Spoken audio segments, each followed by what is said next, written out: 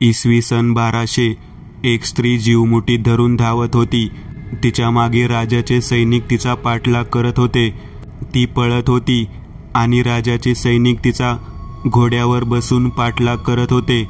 ती पळत पळत आता मुख्य नगराच्या बाहेर आली होती आणि आता जंगल लागले होते. ती एका मोठ्या झाडाच्या आडोशाला उभी होती. पळून पळून थकल्याने ती धापा टाकत होती. राजाचे सैनिक तिला सर्वत्र शोधत होते. ती त्यांचा डोळा चुकवून पळणार, तोच तिचा पाय एका वाळलेल्या फांदीवर पडून कडकन आवाज झाला.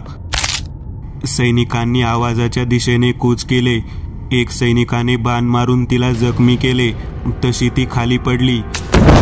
सैनिकांनी तिला घेरले आणि तिला पकडून मग राजासमक्ष हजर केले. आणि आता हजारो वर्षांनी वर्तमान काळात गौरव, सीमा, शुभम आणि प्रीती दिल्लीच्या विमानतळावरून बाहेर आले. शुभमने टॅक्सी थांबवली आणि ते चौघेही टॅक्सीत बसून निघाले. ते चौघे बायोटेक्नॉलॉजी अँड लाईफ सायन्सच्या क्षेत्रातील एका अग्रणी अशा कंपनीत मुंबई येथील शाखेत नोकरीला होते आणि एका महत्त्वाच्या मीटिंगसाठी ते दिल्लीला त्यांच्या कंपनीच्या हेड ऑफिसमध्ये आलेले होते. तिथे ते चौघे एका महत्त्वाच्या मुद्द्यांवर आधारित प्रेझेंटेशनमध्ये भाग घेणार होते. प्रत्येक टीम आपापले प्रेझेंटेशन देत होती. आता गौरवच्या टीमची पाळी आली. गौरव हा टीम लीडर होता. त्याने आपले प्रेझेंटेशन सुरू केले. आपल्या देशात आजही काही दुर्धर आजारावर औषध उपलब्ध नाही आणि त्यामुळे दरवर्षी कित्येक लोकांना आपला जीव गमवावा लागतो. पण आता ह्यावर आम्ही उपाय शोधून काढला आहे. माझ्या एका महत्त्वाच्या आणि विश्वासू सूत्राने दिलेल्या माहितीनुसार आसामच्या एका गावातील जंगलामध्ये लाल छटा असलेले एक विशिष्ट प्रकारचे फूल आहे आणि ते वर्षातील एका विशिष्ट कालावधीत आणि विशिष्ट वेळेसाठी उपलब्ध असते. त्या फुलात असे अनेक गुणकारी तत्व आहेत ज्याच्या अर्कापासून बनवलेल्या औषधामध्ये अनेक दुर्धर आजारावर मात करता येईल. आणि तिथे जाऊन त्यावर संशोधन करण्यासाठी आम्हाला कंपनीकडून अतिरिक्त फंडची आवश्यकता आहे. आणि जर का आपण या प्रयोगामध्ये यशस्वी झालो तर अनेक लाईलाज रोगांवर यशस्वी उपचार करता येईल. शिवाय कंपनीला सुद्धा याचा मोठा फायदा होईल. गौरव सांगत होता. त्याचे प्रेझेंटेशन संपल्यावर कंपनीचे अध्यक्ष म्हणाले, ठीक आहे, प्रत्येक टीम लीडरने आपापल्या प्रोजेक्टची रिपोर्ट सबमिट करावी. त्यावर लवकरच निर्णय घेतला जाईल आणि ज्यांचे प्रोजेक्ट मंजूर होईल त्यांना अर्थसहाय्य करण्यात येईल. मीटिंग संपल्यावर गौरव, शुभम, सीमा आणि प्रीती सगळे लंचसाठी एका रेस्टॉरंटमध्ये आले होते. ते सगळे झालेल्या प्रेझेंटेशनबद्दल चर्चा करत होते. जर आपला प्रोजेक्ट मंजूर झाला तर कंपनीला तर फायदा होईलच, पण सोबत आपलाही फायदा होईल. शुभम म्हणाला. हो, आणि आपल्याला प्रसिद्धीसुद्धा मिळेल. प्रीती म्हणाली. आपल्या सर्वांचे भविष्य उज्ज्वल आहे मित्रांनो. पाण्याचा ग्लास उचलत गौरव म्हणाला, बस, आपला प्रोजेक्ट मंजूर झाला की आपण सगळे आसामला जाऊन आपले संशोधन सुरू करू. बाय द वे, काय नाव म्हणाला त्या गावाचे? सीमाने विचारले. लखीपूर, गौरव म्हणाला. ते नाव ऐकून तेथे उपस्थित असलेला एक वेटर त्यांना मध्येच थांबवत म्हणाला, साहेब माफ करा, पण आपण ज्या गावाबद्दल बोलत आहात ते गाव ठीक नाही. मला माहीत आहे की आपण सगळे तिथे त्या विशिष्ट फुलासाठी जात आहात कारण त्या फुलाचे चमत्कारिक फायदे आहेत. पण तिथल्या जंगलात काही गूढ शक्तींचा वास आहे म्हणून तेथील गावकरी जंगलाच्या एका ठराविक हद्दीपासून आत जात नाही आणि त्या गूढ शक्तीने डोके वर काढू नये म्हणून दरवर्षी एक मोठी पूजा करण्यात येते. माझी आपल्याला विनंती आहे की तुम्ही लोकांनी तिथे जाऊ नये. तुला ह्याबद्दल इतकी माहिती कशी काय आहे? शुभम म्हणाला. साहेब, मी त्याच गावचा रहिवासी आहे. नोकरीनिमित्त इथे आलो. अरे, या सगळ्या अंधश्रद्धा आहेत, लोकांनी तिथे येऊ नये म्हणून. आणि जर त्या फुलाच्या मदतीने आम्ही औषध बनविण्यात यशस्वी झालो तर अनेक लोकांना त्याचा फायदाच होईल. एका परोपकारी हेतूसाठी आम्हाला तेथे जावेच लागेल. तू जा, आपले काम कर. गौरवने त्याला समज दिली.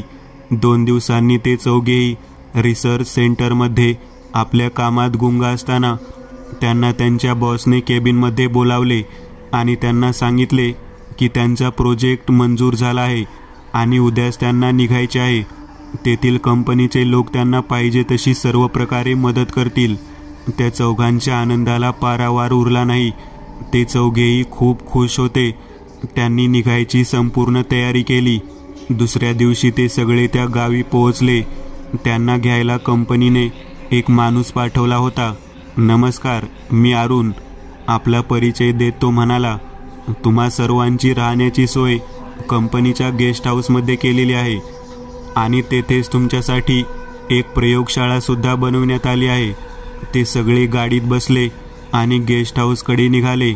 रस्त्याच्या दुतर्फा दाट झाडे, उंचच उंच पर्वत, पर्वतावरून कोसळणारा धबधबा, निळ्याशार आणि स्वच्छ नद्या, विपुल वनसंपदा, वाटेत दिसणाऱ्या देखाव्यांनी त्यांचे मन मोहून टाकले होते. ते गेस्ट हाऊसवर पोहोचले. साहेब, मी निघतो, उद्या सकाळी येईल, असे म्हणत अरुण निघाला. ते आत आले. आत प्रशस्त खोल्या आणि सुसज्ज प्रयोगशाळा होती. ते सगळे प्रवासामुळे थकलेले होते, म्हणून फ्रेश होऊन मग जेवण करून ते झोपले. दुसऱ्या दिवशी सकाळी ते लवकर उठून तयार झाले. एव्हाना अरुणही त्यांना घ्यायला पोहोचला. अरुण, आपल्याला या कामासाठी काही माणसे लागतील. त्यांची व्यवस्था तुम्ही केली का? गौरवने विचारले. माणसे उद्यापर्यंत येतील, अरुणने सांगितले. त्यावर शुभम म्हणाला, उद्या का, आज का नाही? साहेब, ती माणसे दुसऱ्या गावातील आहे. मी त्यांच्याशी बोलून ठेवले आहे. ती येईल उद्या. अरुण म्हणाला, अरे, दुसऱ्या गावातील माणसे कशाला? आपण ह्याच गावातील माणसांना बोलावले असते. प्रीती म्हणाली, नाही मॅडम, या गावातील लोक या कामासाठी तयार होणार नाही. शिवाय जंगलाच्या त्या भागात जाणार नाहीत आणि आपल्यालाही काम करण्यासाठी विरोध करतील. म्हणून मी दुसऱ्या गावातील माणसे आणतो आणि काही सशस्त्र सुरक्षा रक्षकही बोलावले आहे. अरुणने स्पष्टीकरण दिले. पण असं काय आहे येथील जंगलात की लोक तिथे जायला इतके घाबरतात? सीमाने विचारले. त्यावर अरुण म्हणाला, मलाही फारसे काही माहीत नाही मॅडम. ठीक आहे, आज जाऊन आपण थोडी पाहणी करून येऊ, मग आपले काम सुरू करू. गौरव म्हणाला. जंगलात जाण्यासाठी गावातून जावे लागत असल्याने ते सगळे गावात पोहोचले. अनोळखी माणसांना गावात पाहून गावकरी त्यांच्याकडे टक लावून पाहत होते. कोण आपण? इथे कशाला आलात? गावातील लोकांनी त्यांना विचारले. गौरवने त्यांना सगळे सांगितले. हे कळताच गावकऱ्यांनी त्यांना अडविले व जंगलात जाण्यासाठी मज्जाव केला. नाही, आम्ही तुम्हाला जंगलात जाऊ देणार नाही. तुमच्या एका चुकीमुळे जंगलात बंदिस्त असलेली ती पिढा बाहेर येईल. अपशकुनांची एक शृंखला तयार होईल आणि संपूर्ण गावावर तिचा कहर होईल, असे म्हणत गावातील लोक त्यांना तेथून निघून जायला सांगत होते. गौरव, शुभम त्यांना आपले म्हणणे पटवून देत होते. पण वाद वाढत आहे असे दिसल्यावर अरुणने मध्यस्थी केली व त्यांना घेऊन वापस गेस्ट हाऊसवर आला. ते चौघेही गावकऱ्यांच्या अशा वागण्याने वैतागले होते. त्यांना गावकऱ्यांचा फार राग आला होता. अरुण, आम्हाला आमच्या कामात कोणताही अडथळा नको आहे. गौरव म्हणाला. साहेब, मला माहीत होते की अशी वेळ येईलच, म्हणून मी सगळी व्यवस्था करून ठेवली आहे. आपण काळजी करू नका. उद्या सकाळी माणसे आणि सशस्त्र सुरक्षा रक्षक आपल्या दिमतीला हजर असतील, अरुणने आश्वासन दिले. दुसऱ्या दिवशी संशोधनासाठी लागणारे साहित्य घेऊन ते जंगलाच्या दिशेने निघाले. सोबत अरुण, काही मजूर आणि सुरक्षा रक्षकही होते. गावकऱ्यांनी त्यांना पुन्हा अडविण्याचा प्रयत्न केला, पण यावेळी त्यांनी बंदुकीचा धाक दाखवून त्यांना रोखले. सुरक्षा रक्षकांनी त्यांना गावातून वाट काढून दिली. ते आता जंगलात पोहोचले. जंगलात काही अंतर आत आल्यावर त्यांनी ते फुलं शोधायला सुरुवात केली. तिथे त्यांना एका झाडावर काहीतरी लिहिलेले दिसले. अरुण, हे काय लिहिले आहे? प्रीतीने विचारले. त्यावर अरुण म्हणाला, इथे लिहिले आहे की इथून पुढे जाऊ नये, समोर धोका आहे. गावातील लोक आणि त्यांच्या अंधश्रद्धा. मला वाटतं की ते फूल आपल्याला इथे नाही सापडणार. आपल्याला अजून आत जावे लागेल. गौरव म्हणाला. तसे सगळेजण सुरक्षा रक्षकांच्या गराड्यात पुढे जाऊ लागले. जसजसे ते पुढे जात होते तसतसे ते जंगल अजून घनदाट होत होते. उंच आणि दाट झाडांमुळे सूर्यकिरणही फार विरळ होते. ते आता खूप आतमध्ये आले होते आणि आता सूर्यही मावळणार होता, म्हणून टेंट बांधून आजची रात्र इथेच काढावी आणि उद्या सकाळी शोध मोहीम राबवावी असे ठरले. त्यांनी शेकोटी पेटवली आणि जंगलात हिंस्र श्वापदे असतात म्हणून आळीपाळीने रात्री पहारा ठेवावा असे ठरले. दुसऱ्या दिवशी सकाळी त्यांनी पुन्हा आपल्या शोध मोहिमेला प्रारंभ केला. शोध घेत घेत ते सगळे आता बरेच आत आले होते. दिवसभर त्यांची शोध मोहीम चालू होती, पण अजूनही त्या अनोख्या फुलाचा मागमूसही नव्हता. 2 दिवसांच्या अथक परिश्रमानंतरही ते फूल सापडत नाही म्हणून सगळे निराश झाले होते. सोबत असलेले मजूर आणि सुरक्षा रक्षकही त्रासले होते. परत जावे का ह्या विषयावर त्यांनी चर्चा केली आणि सगळ्यांचे एकमत झाले. पण गौरव आपल्या निश्चयावर ठाम होता. तो ते फूल सापडल्याशिवाय तेथून जाणार नव्हता. कदाचित ह्या मोसमात ते फूल उगवत नसावे. आपण नंतर कधी येऊ. शुभम, सीमा आणि प्रीतीने त्याला समजावले.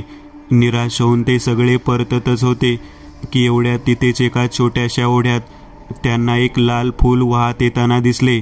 गौरवने त्या फुलाचे बारकाईने निरीक्षण केले आणि त्याच्या आनंदाला जणू उधाण आले. ते तेच फूल होते ज्याचा ते शोध घेत होते. सगळे आश्चर्यचकित झाले.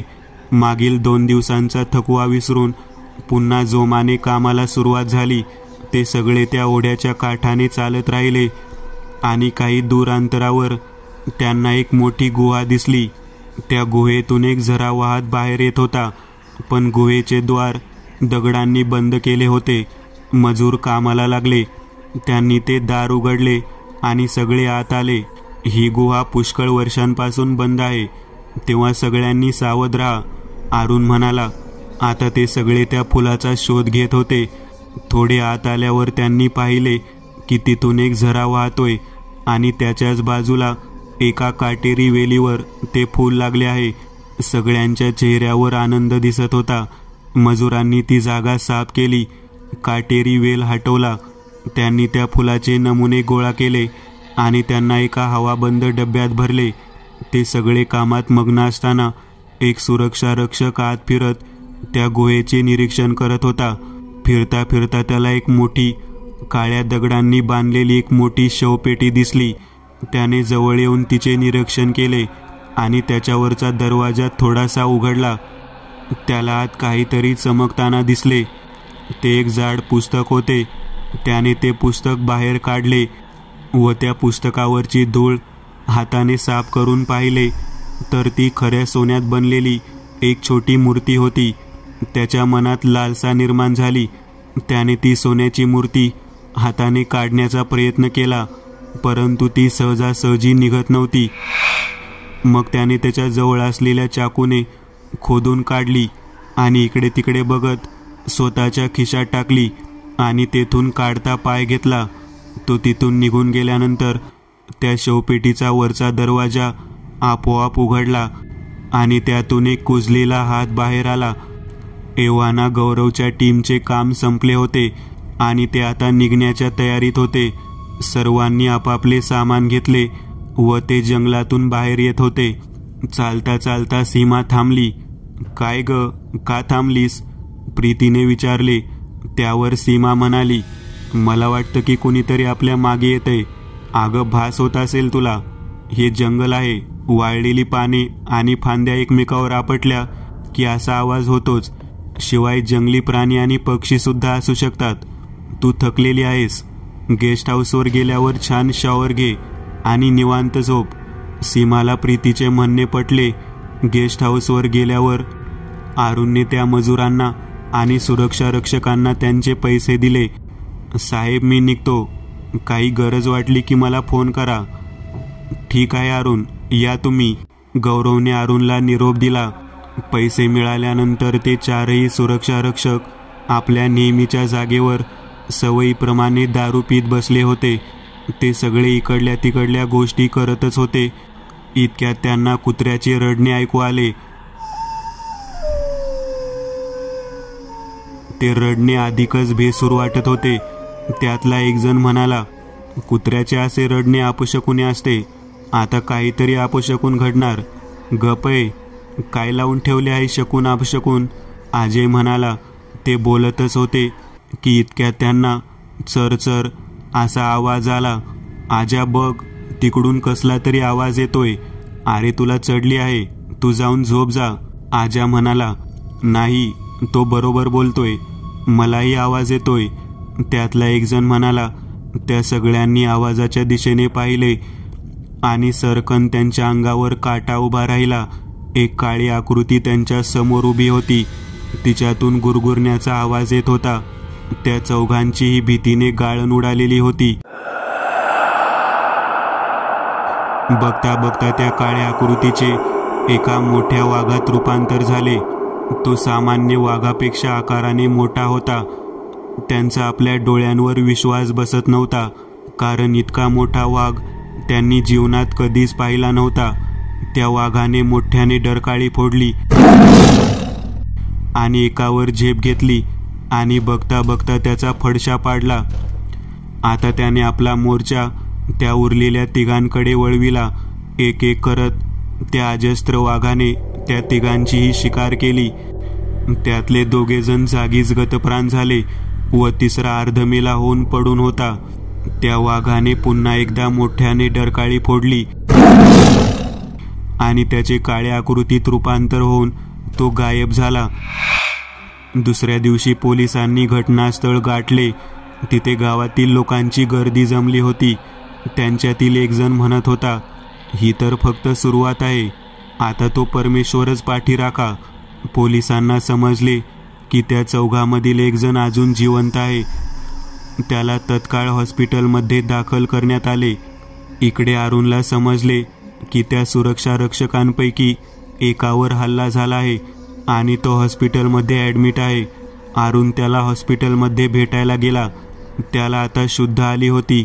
अरुणने त्याची विचारपूस केली तेव्हा त्याने कसेबसे सांगितले की एका अजस्त्र अशा वाघाने त्याच्यावर आणि त्याच्या सहकाऱ्यांवर हल्ला केला. त्याआधी त्याला जंगलातील गुहेत एक सोन्याची मूर्ती सापडली. त्याने ती अरुणच्या हातात देत प्राण सोडला.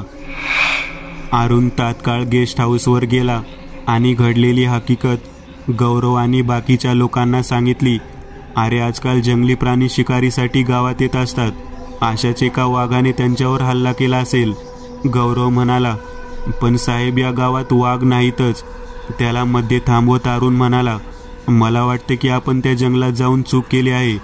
ते गावकरी कदाचित खरे बोलत असतील. एवढ्या सीमा तिथे आली. मलाही त्या दिवशी कोणीतरी आपल्या मागे येते असे वाटत होते. गौरव, त्या गावातील लोकांचे बोलणे खरे तर नसेल. सीमा काळजीत बोलत होती. हा निव्वळ योगायोग आहे, बाकी काही नाही. गौरव म्हणाला. तेवढ्यात अरुणचा फोन वाजला. त्याने फोन रिसीव्ह केला आणि पलीकडील बातमी ऐकून त्याला धक्काच बसला. साहेब, मी निघतो असे म्हणत घाईघाईने तो निघाला. अरुणचा एक मित्र, ज्याने त्याला दुसऱ्या गावातील माणसे मजूर म्हणून आणून दिली होती, त्याने अरुणला सांगितले की त्या मजुरांच्या टेम्पोचा अपघात झाला आहे. अरुण तडक आपल्या मित्राकडे गेला. कसे झाले हे? अरुणने विचारले. त्याचा मित्र सांगू लागला. मरण्यापूर्वी त्या मजुरातील एक जण सांगत होता की ते जेव्हा येथील काम संपवून आपल्या गावाला जायला निघाले तेव्हा रस्त्यात एका काळ्या मांजरीने त्यांचा रस्ता कापला.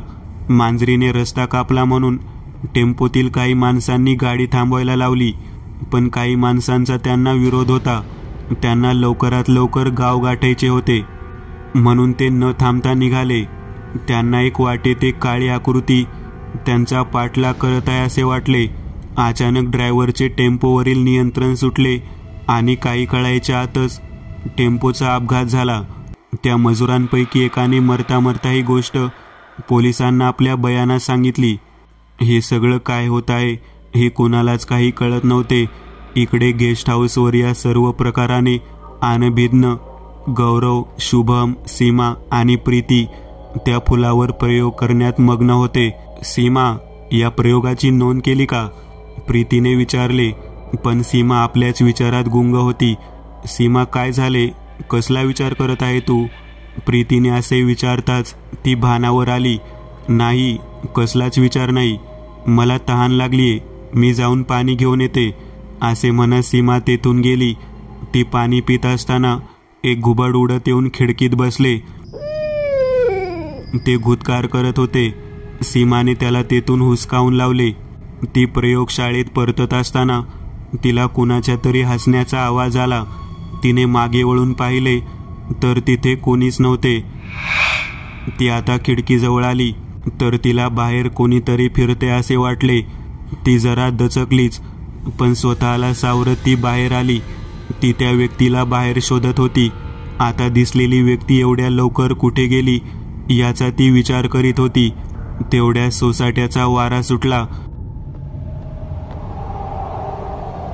आणि विजा चमकत होत्या.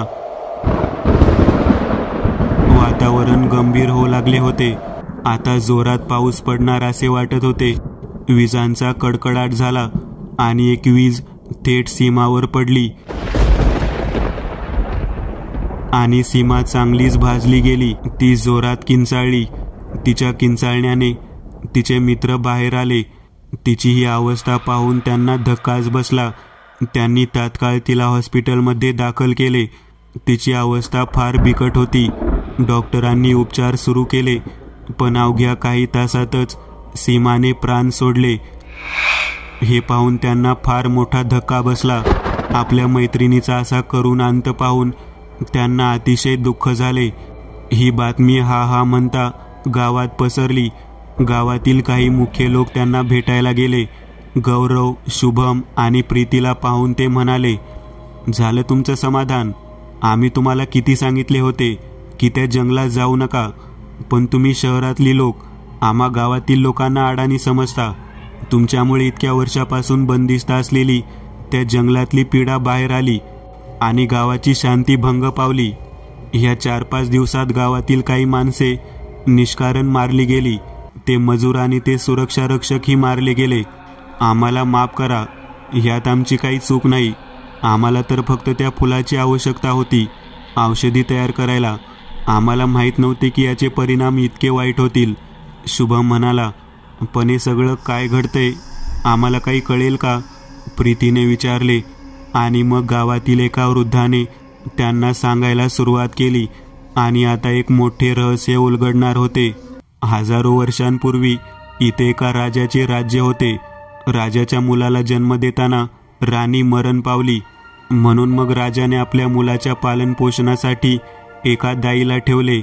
ती दाई राजपुत्र प्रतापची फार काळजी घ्यायची. दाईला बेला नावाची एक मुलगी होती. बेला आणि प्रताप सोबत खेळत असत. तिची आणि प्रतापची घट्ट मैत्री होती.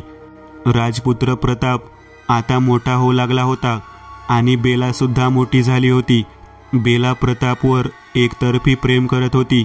बेलाच्या आईला तिचे असे वागणे पटत नव्हते. ती बेलाला नेहमी सांगायची की तो एक राजपुत्र आहे आणि आपण त्यांचे नोकर. तो समोर जाऊन राजा बनणार. तुझं आणि त्यांचं लग्न शक्य नाही. पण बेला मानायला तयार नव्हती.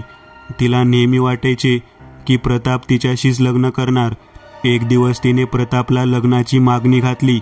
पण आपण फक्त चांगले मित्र आहोत, बाकी काही नाही, असे म्हणत त्याने बेलाला नकार दिला.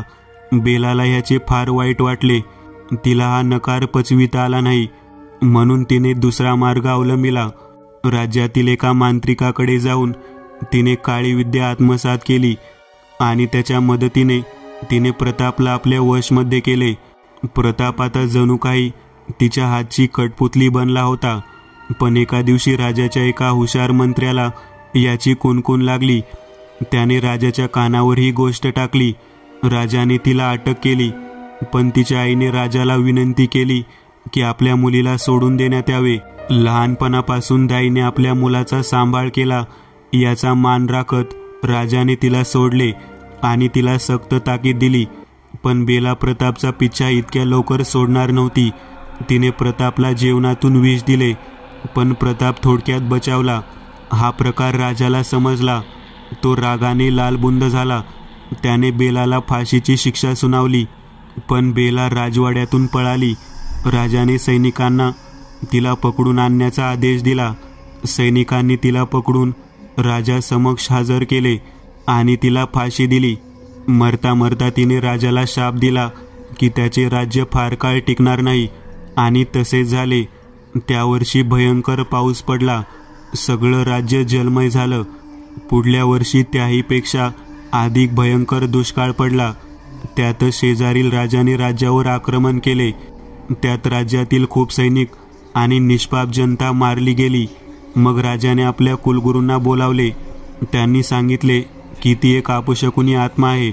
तिचा वाईट प्रभाव राज्यावर आहे, म्हणून एकामागोमाग एक संकट येत आहेत. राजाने तिचा उपाय करण्याची विनंती कुलगुरूंना केली. मग कुलगुरूंनी एक महायज्ञ केले. एक अभिमांत्रित पुस्तक घेऊन त्यात तिच्या आत्म्याला कैद केले आणि त्यावर एक सोन्याची एक मूर्ती बसवली.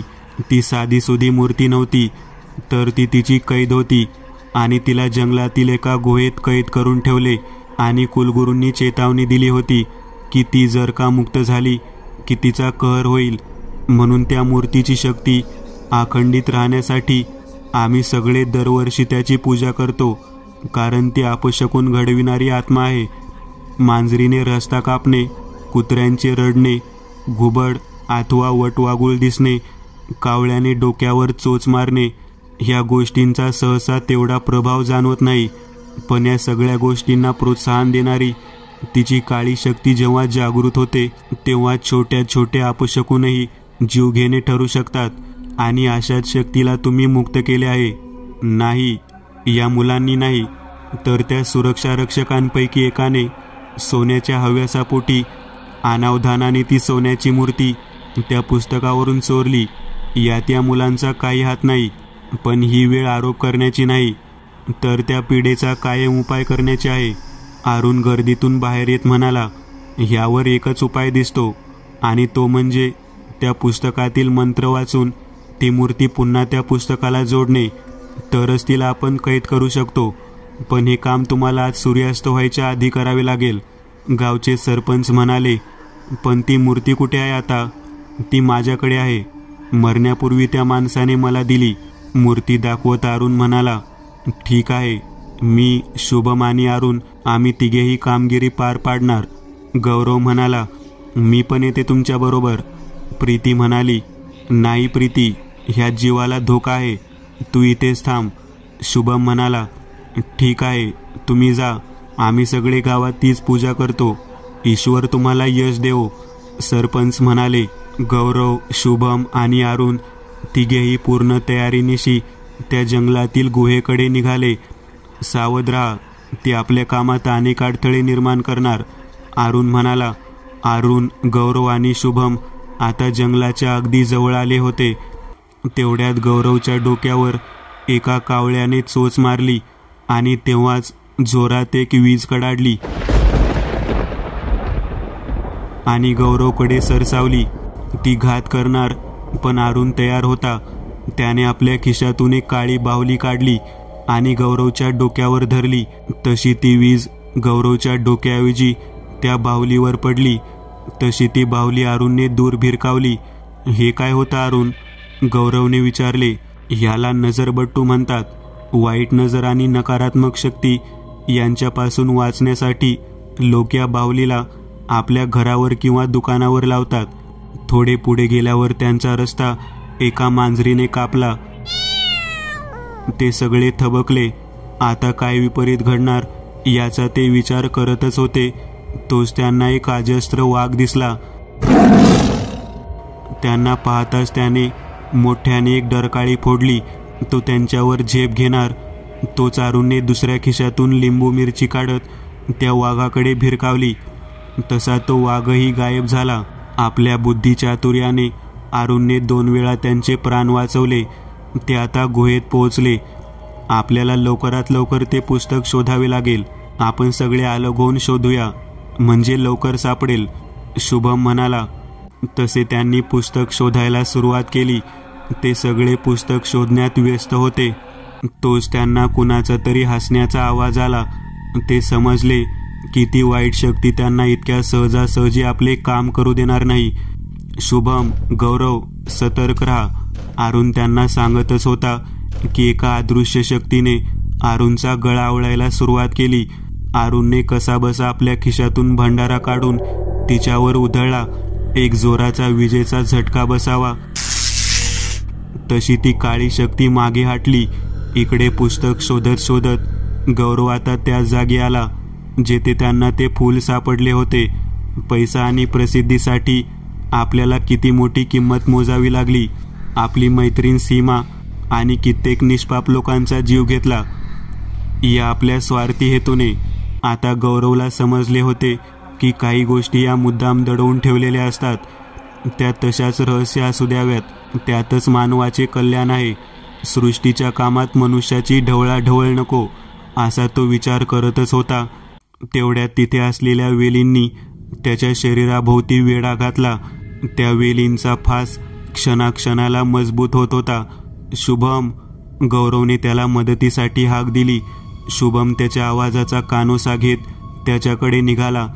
तिथे पोहोचल्यावर त्याने पाहिले की त्याचा मित्र त्या वेलींच्या गराड्यात अडकला आहे. त्याने पटकन चाकूने ती वेल कापून गौरवला त्यातून मुक्त केले.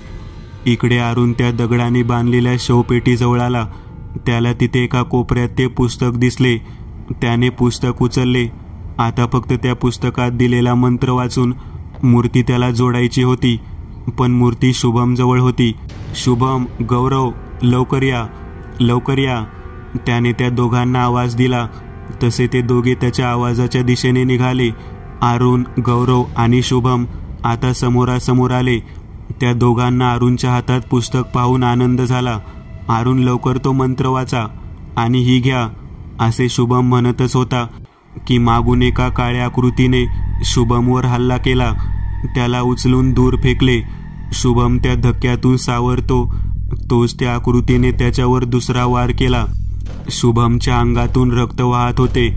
त्याला प्रचंड वेदना होत होत्या. शुभम कसाबसा उठला आणि मूर्ती द्यायला अरुणकडे पळत निघाला. पण त्याला एखादी अदृश्य शक्ती मागे खेचत होती. अरुण, तुम्ही त्या मंत्रांचा जप सुरू करा. त्यामुळे तिची शक्ती काहीशी कमी होईल आणि आपल्याला संधी मिळेल, गौरव म्हणाला. तसा अरुणने पुस्तकातील संस्कृत भाषेतील ते मंत्र म्हणायला सुरुवात केली. तशी ती काळी शक्ती किंचाळायला लागली. बहुधा तिला त्या पवित्र मंत्रांचा त्रास होत असावा. अरुणने मंत्रांचा जाप अधिकच तीव्र केला. तशी ती आकृती त्या शवपेटीत खेचल्या जात होती आणि संधी साधत शुभमने ती सोन्याची मूर्ती अरुणला दिली. तीव्र वेगाने ती काळी शक्ती त्या पेटीत पूर्णपणे सामावली. तसा अरुणने ते पुस्तक बंद करत ती मूर्ती पुन्हा त्या पुस्तकावर स्थानापन्न केली आणि शवपेटीचा दरवाजा बंद केला. त्या तिघांनी यशस्वीरित्या मानवतेला त्या अपशकुनी प्रेतात्म्यापासून मुक्ती मिळवून दिली. मित्रांनो, आज पुरतं एवढंच. तुम्हाला जर काही गोष्ट आवडली असेल तर नक्की लाईक करा. तुमच्यापैकी बरेचसे जण व्हिडिओ लाईक न करताच पळून जातात. पण हा जर व्हिडिओ तुम्ही लाईक केला तर मला जरा बरं वाटेल आणि असेच भारी भारी व्हिडिओ बनवायची माझ्यात एनर्जी येईल. त्यामुळे नक्की लाईक करा. आणि अजूनही कोणी या चॅनलला सबस्क्राईब केलेलं नसाल तर लगेच सबस्क्राईब करून टाका. आणि बाजूची घंटी ती मात्र दाबायला विसरू नका. देवाची घंटी आहे ती. चला तर मग पुन्हा भेटूया अशीच एक आगळी वेगळी गोष्ट घेऊन पुढच्या